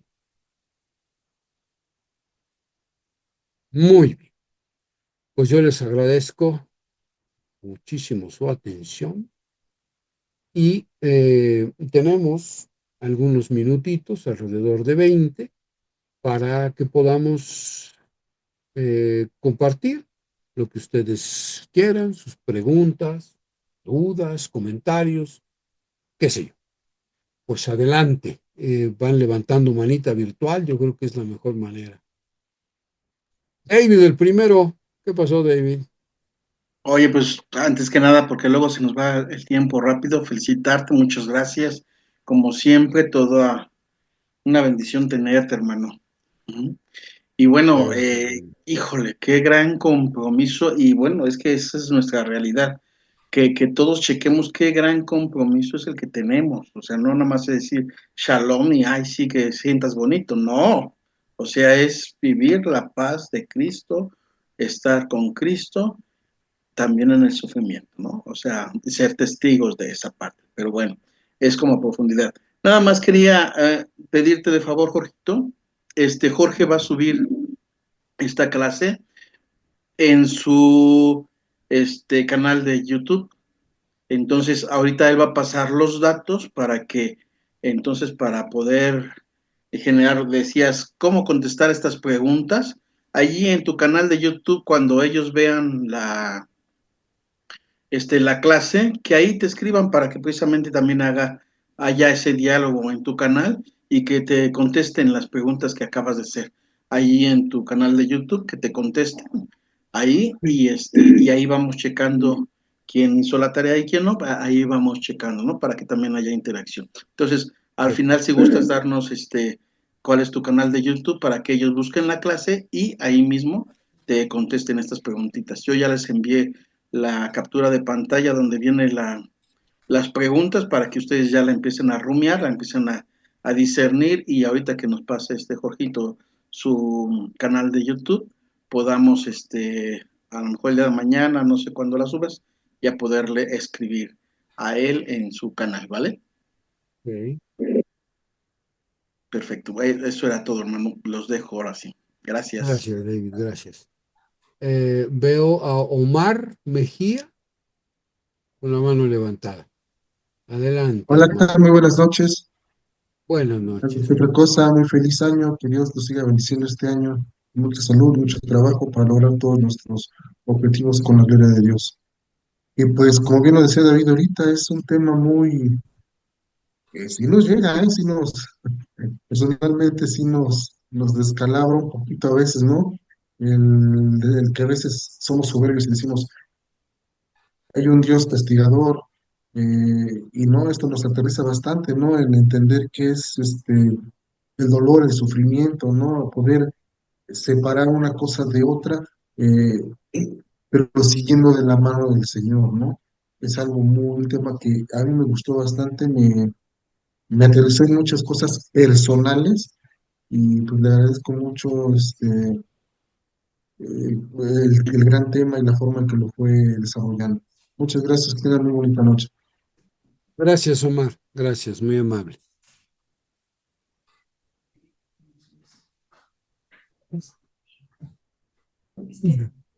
Yo quería preguntar, ¿cómo le hago para levantar, o sea, poner la mano?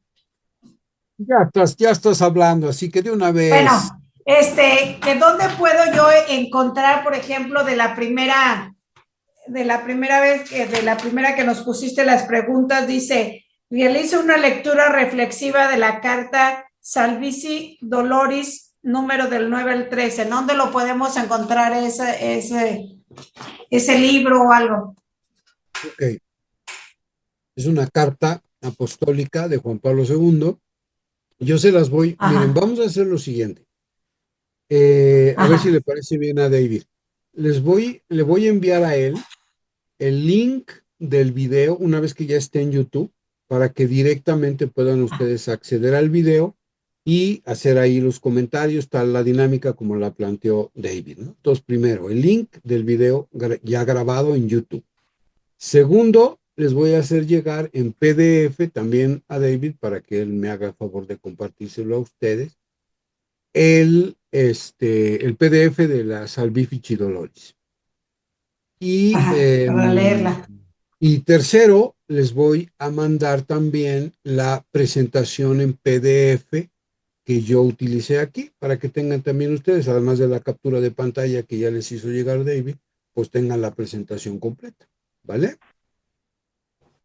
Sí, gracias. De nada, con gusto.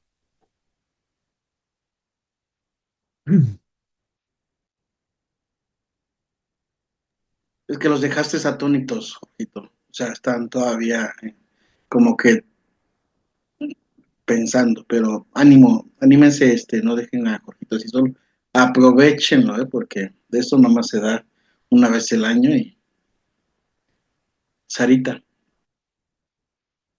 Sí, buenas noches. Yo había levantado la mano, pero era para que precisamente me hiciera el favor de repetir esa frase que me gustó mucho, de que dice que Dios no castiga. Pero bueno, como ya dijeron que nos van a pasar el link y vamos a volver a ver el video, pues ya no quise molestar, por eso bajé la mano. Pero eso era lo que yo quería, porque luego pasa mucho y sobre todo en la familia cuando nos atacan, ¿no? Que dicen, ay, es que tu Dios, nos castiga, es que tu Dios permitió esto. Entonces me gustó mucho esa frase como para de alguna manera hacer, defensa, ¿no? De mi fe. Por eso Ok, es que había levantado la mano. Pero bueno, ya sabiendo que vamos a poder ver nuevamente el video, pues ya voy a buscar la frase para tenerla siempre a la mano. Gracias. perfecto. Gracias a ti, Sara. Pablo Jiménez y después Elena Villaseñor.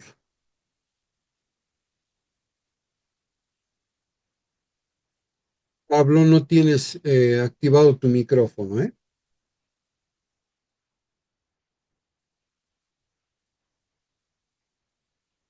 Pablo. Bueno, mientras Pablo se conecta, Elena, ¿Qué adelante, tal? Elena. ¿Qué tal? Pues ante todo, felicidades. Me gustó mucho la forma en que hablas, en que nos haces, bueno, a mí en lo personal, lo que me haces pensar. Yo tuve una experiencia en el COVID, precisamente con una vecina que es una señora ya grande, tenía en ese momento ella 90 años, vive sola, bueno, con un hermano en la parte de arriba. Entonces, me vino a buscar su hermano porque ella entró en una crisis, este, estaba desesperada, decía que no confiaba en Dios, que cómo era posible que nos pasara esto, pero estaba así como muy fuera de sí y su hermano quería que yo la calmara y yo la verdad dije, Dios mío, pero nunca había visto una situación así. Pues lo único que se me ocurrió fue decirle, bueno, a ver, ¿tú eres bautizada? Me dijo, sí. Me dijo, no, sí, sí, soy bautizada, mis papás creen en Dios, yo también creo en Dios. Y yo, bueno, pues la verdad es que yo creo que si crees en Dios, pues no debes de tener miedo, ¿no? Este, Le hice sentir que el miedo, pues no la estaba llevando a nada, que lo único que tenía, sí, tenemos todos miedo de lo que está pasando, pero tienes donde vivir, comes, duermes, estás segura, ¿no? Entonces confía en Dios y lo que te pueda pasar, pues va a ser lo mejor. Y realmente sí, sí se calmó. Pero de ahí me di cuenta que dije, Dios, qué difícil es hablarle a una persona y tranquilizarle en algún momento que está fuera de sí. Y la verdad es que nunca me imaginé que este tema o algo así como lo que me tocó vivir a mí se presentara aquí, ¿no? Y que lo comentaras de una manera, pues con mucha calma, pero que sí me falta mucha, mucho conocimiento al respecto. Y pues te agradezco mucho tu participación. Muchas gracias, Elena, muchas gracias. Pablo, ya podrás abrir tu micrófono.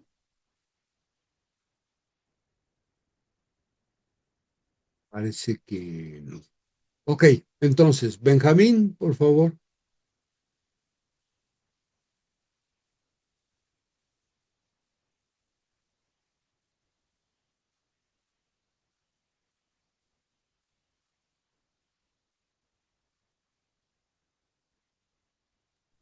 Está apagado tu micrófono, Benjamín, también.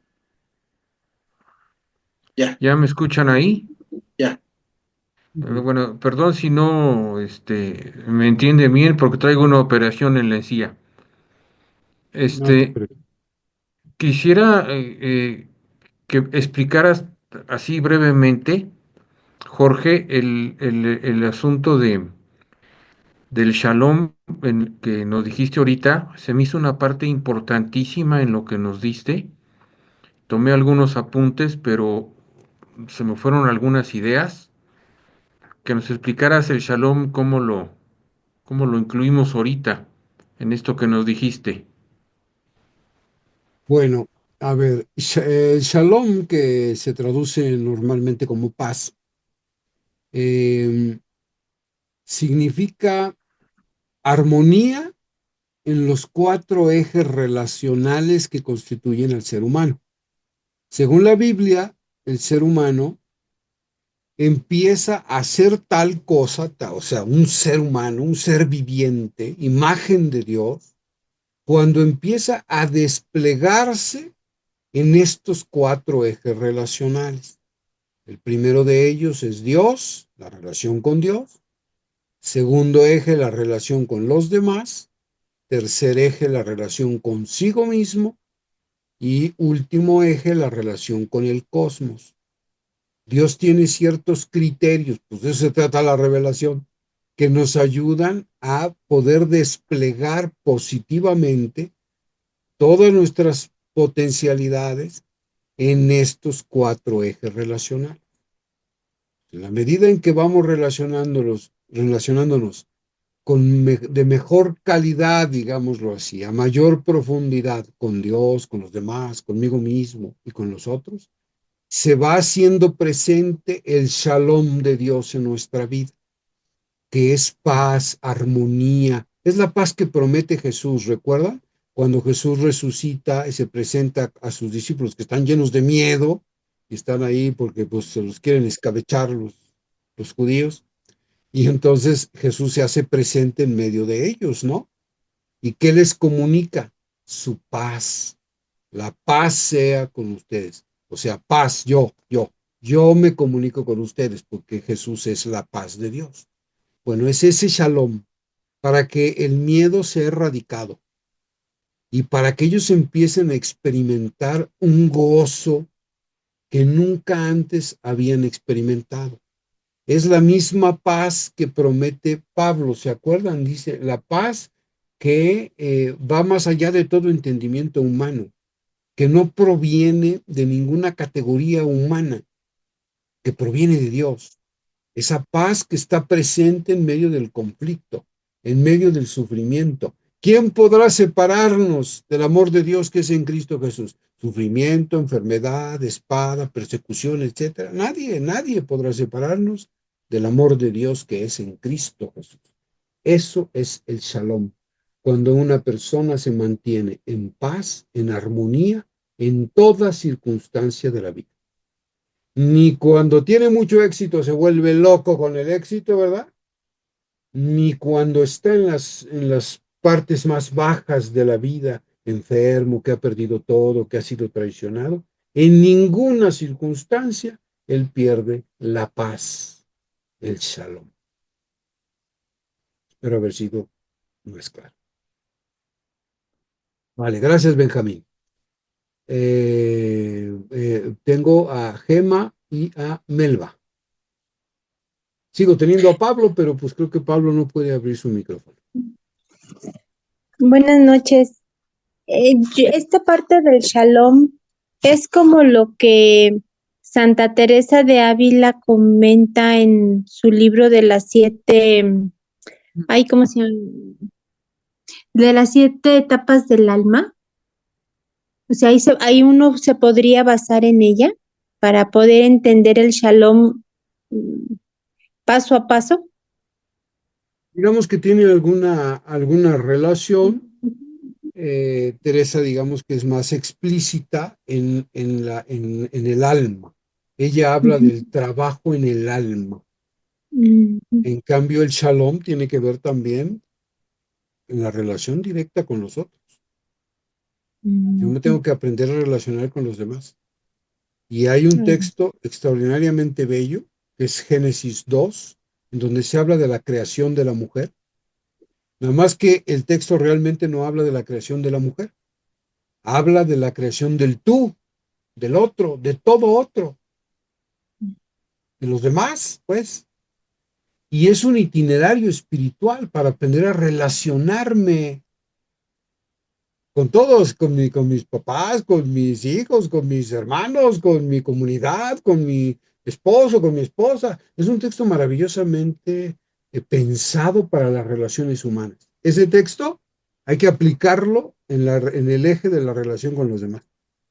Hay otros textos que nos ayudan a profundizar en la relación con Dios. Otros textos que me ayudan a profundizar en la relación conmigo mismo y otros textos que me ayudan a profundizar en la relación con el cosmos. ¿Vale? Sí, gracias. De nada. Melba, Buenas noches. buenas noches. A ver si estoy bien. Se supone que si nosotros tenemos fe, no tenemos por qué tener miedo, porque Dios está con nosotros. El miedo es del otro. Y además también por eso se menciona en la misa el que la paz sea con ustedes, porque así lo hizo Jesús. ¿Estás de acuerdo que así debe de ser? ¿Es así? ¿Es así? Claro. Claro, Jesús, ¿se acuerdan ustedes? Jesús se pasa la vida diciéndole a sus discípulos, no tengan miedo, caramba, pero qué necios son ustedes. No tengan miedo. El enemigo de la fe no es el pecado. El Es el pecado ya ha miedo. sido destruido. El pecado ya fue vencido por Jesús. La muerte ya fue vencida por Jesús. Pero, ¿y el miedo que sentimos? El miedo que dejamos que nos atenace, el miedo que no nos permite vivir el evangelio. Esa es cosa de nosotros, tenemos que trabajarlo nosotros. Por eso es un mandato de Jesús, no tengan miedo. Pues si no pudiéramos dominar el miedo, pues imaginen qué chistosito sería Jesús, ¿verdad? Oye, Señor, pues me dices que no tenga miedo, pero pues, ¿y cómo le hago? Y si no, no No, tendríamos, y si no tenemos paz, no tenemos nada, ¿no? no, sin shalom no hay nada. No es posible vivir el evangelio sin shalom. Eso era todo, Jorge. Muchas gracias. Vale. ¿Quién más? ¿Tenemos todavía tiempecito, David? Sí, Pablo, si gustas escribir en el chat y ya nosotros leemos tu pregunta. Nos quedamos con Elena y Ofe, ¿vale? Y ahí cerramos. Muy bien. Adelante, Elena.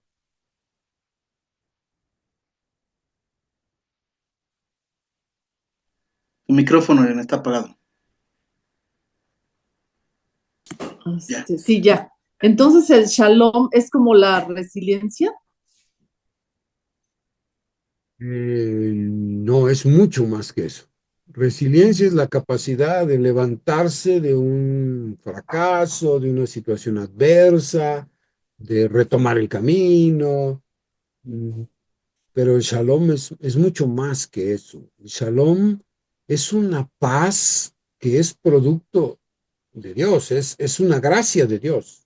No, no es que nosotros logremos el shalom. Nosotros tenemos que hacer cosas para favorecer que la gracia de Dios aterrice en buena tierra, digámoslo así, ¿no? Pero el shalom es gracia de Dios. Y el shalom es armonía, paz en toda circunstancia. Me va de la fregada, yo estoy en paz. Es lo que llaman los jesuitas el gozo en el espíritu. Perdí el trabajo. ¿Y por qué te ríes, pedazo de baboso, si acabas de perder el trabajo? Porque estoy en shalom. Estoy en el shalom de Dios. Estoy en la gracia de Dios. Pues, él me sustenta, o no dice que Él me va a sustentar, que yo me preocupe por el reino de Dios y su justicia. alguien me traicionó. ¿Y por qué te ríes, baboso, si te acaban de poner el cuerno? Porque estoy en shalom. Lo que haga la persona que me puso el cuerno, pues es cosa de ella. Ella ya le tomará cuentas el Señor. Yo estoy en shalom. Eso es shalom. Mucho más que resiliencia. Claro, la resiliencia es una característica propia del cristiano, pero esa proviene de la fe. Ok. La fe es la fuerza del cristiano para levantarse, seguir caminando, etcétera, ¿no? La esperanza también es una fuerza, es una virtud. Ok. Muchas gracias. De nada. Jorge, pero para tener esa fe tenemos que tener, para lograr esa paz por medio de la fe, tenemos que tener el conocimiento de la Biblia, de la palabra de Dios, etcétera, etcétera, ¿no? Sí, claro, Porque claro que sí. tenemos que conocer primero la palabra para lograr tener esa paz y esa fe. Tenemos que conocer la palabra porque la palabra nos permite conocer a Jesús. Es la Ujú. puerta de entrada para conocer a Jesús. Y conociendo a Jesús, teniendo relación amistosa con Jesús, entonces empezamos a experimentar una paz que no conoce la humanidad, una paz sobrenatural. Ni siquiera sabemos explicarla. No sabemos por qué estamos en paz cuando todos los demás están que se los lleva a la fregada. ¿Por qué estamos en paz? Ni siquiera lo sabemos explicar. Es una paz que proviene de la relación con Jesús. O sea, no con conocer intelectualmente a Jesús, ya está, tienes herramientas y ya vives en shalom. No, no, no. El shalom proviene del encuentro existencial con Jesús. Pero para conocer a Jesús, para amar a Jesús, pues hay que acudir a la Sagrada Escritura, ¿no? Y hay que entenderla, y hay que estudiarla, y hay que meditarla, etcétera, etcétera. Todo un tema.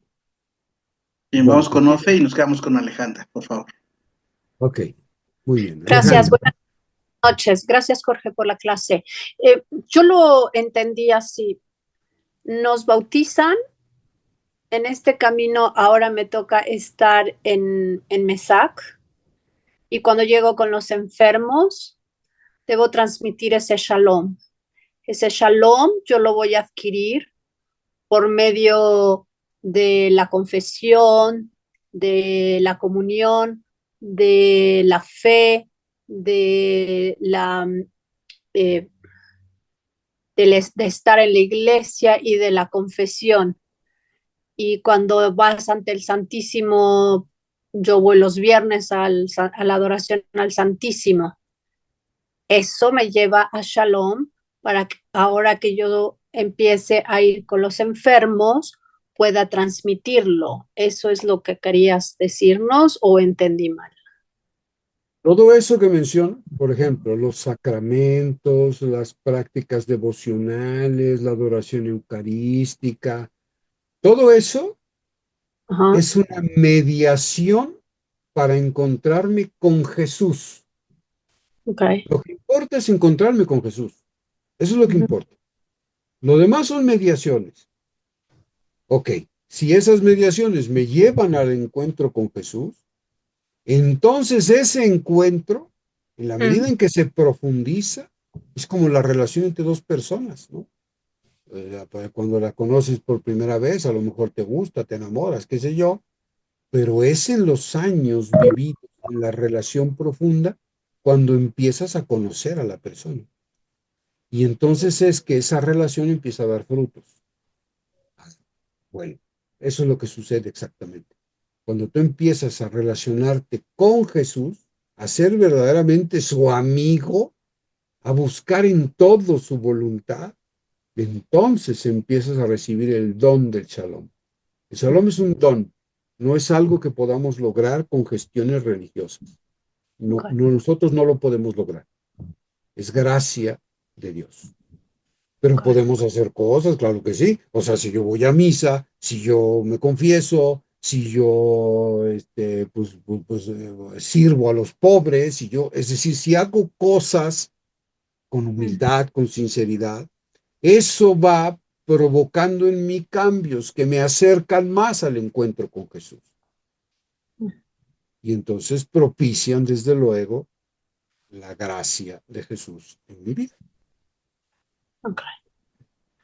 Ale, Gracias, Jorge, y mucho gusto. Muchas gracias, gracias. Y terminamos, David, o qué pasó? ¿Con quién me Ale, quedo? Ale, con Ale. adelante. Tu micrófono, por favor, Ale. Está apagado. Sí, buenas noches a todos. Muchas gracias, Jorge. Excelente plática, me gustó mucho. Aprendí mucho y creo que conocer los evangelios es conocer la palabra de Dios y Dios es amor. Entonces, si estamos en comunión con Dios y conocemos a Dios, estamos en paz. Y esa paz la podemos transmitir a los demás y a los enfermos. Si no tenemos esa paz o no estamos en armonía nosotros también con nosotros mismos, con los demás, entonces no podemos transmitir esa paz a los demás. Y creo que eso es lo importante que debemos llevar a las comunidades, a nuestros enfermos, ahora que estamos en camino de ser ministros. Y creo que es esa paz, esa comunión con Dios y nosotros, ese shalom. Digo, para mí creo que yo así lo entendí, no sé, pero me encantó la plática. Muchas gracias. Es correcto. Gracias, gracias, Alejandra. Gracias. Bueno, pues creo que hasta aquí llegamos, ¿cierto, David? Está Bere, bueno, ya nos quedamos con Bere, pero ya no alcen la mano, por favor, ahí. No. Bere y nos vamos. Gracias, buenas noches. Muy buena la exposición, Jorge. Bueno, yo para terminar, es que nosotros más bien, si no nos cuidamos nosotros, nuestra alma, no podemos cuidar el alma de los demás, ¿no? En cierta manera, yo así también lo entiendo, que nosotros tenemos que cuidarnos y empezar a mejorarnos para poder ayudar a los demás. Si no, no podemos hacer nada. Si estamos mal nosotros, si no conocemos bien a Dios, no podemos exponer a Dios a los demás. ¿Sí? Es lo que yo entendí en toda la clase que nos expusiste, Jorge. Y te lo agradezco mucho y a David y a Elenita por todo. Muchas gracias. Al contrario, gracias a todos ustedes. Fue un gusto, un placer estar con ustedes. Cuídense muchísimo y hasta la próxima. Gracias, David. Muchas Gracias, gracias y Jorgito. Gracias, un felicidades. placer. Pues aquí compartiendo. En cuanto se suba la clase Jorgito y me mande la liga, con mucho gusto nosotros se las mandamos para que vean ustedes la repetición y puedan hacer su tarea de contestar las preguntas que él les puso. Mientras tanto, bueno, pues las pueden editar, pueden ir haciendo su exégesis en esas preguntas para que las puedan responder. Agradezco a todos, que tengan un feliz año. Sé que ustedes todavía no son MESAC, pero algunos ya creo que ya sirven. Los que tengan el uniforme de MESAC, ahora para la peregrinación que es el 18 de enero, ojalá puedan ir con su uniforme de MESAC para distinguirnos que somos MESAC, ¿verdad? Y tenemos el 18 de enero la peregrinación, ojalá inviten a sus familias, es darle gracias a Dios a través de Mamita María, que nos ha dado un año más, y hacer esta peregrinación como quizás el pueblo elegido que somos, con esta hermosa Virgen que se quedó en medio de nosotros, darle gracias. Y se va a abrir la puerta santa y en Basílica, entonces va a ser también algo muy hermoso, ¿no? El cardenal va a abrir la puerta santa en Basílica, y recuerden, si vamos confesados, hacemos oración por el Papa, oímos misa, comulgamos, ganamos indulgencias plenarias para algún difunto nuestro que tengamos. Entonces aprovechemos este año de gracia que vamos a tener. Pues seamos peregrinos de la esperanza, y que Dios los bendiga. Nos vemos primeramente, Dios, dentro de 8 días. Cuídense mucho.